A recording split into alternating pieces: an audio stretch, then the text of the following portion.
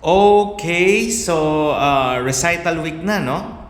Recital week na ng ating Ray Santos Music Studio, and it is the biggest recital na ginagawa namin every year.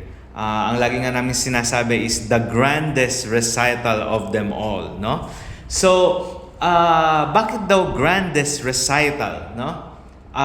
Kasi po alam nyo dito sa Ray Santos Music Studio, usually kami po ay nagkakaroon ng 15 to 20 recitals every year, no? So yan po yung aming ginagawa ng mga recitals, no? So ito pong annual recital namin, ito po yung grandest, ito po yung pinakamalaki sa lahat.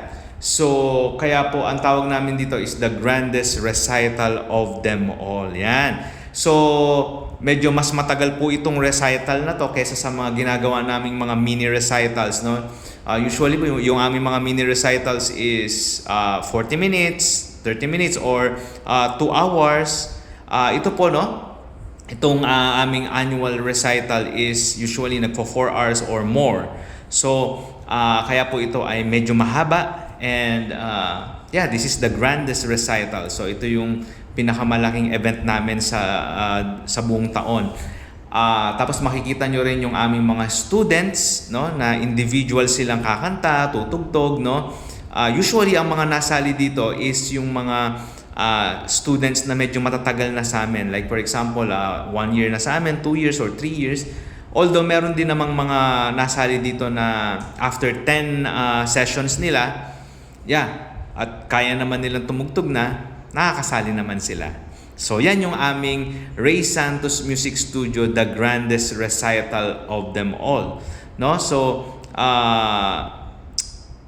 usually din sa mga recital namin, itong grandest recital na to is meron kaming mga team, no? So last year is ang aming team is Defying Gravity, no?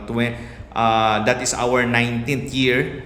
And then yung last year was the 18th, no, 18th annual recital naman. This is the moment, no. And then this year is ang amin namang title is Forever, no. This is our 20th, no. So yeah, 20 years na po kami dito sa Ray Santos Music Studio.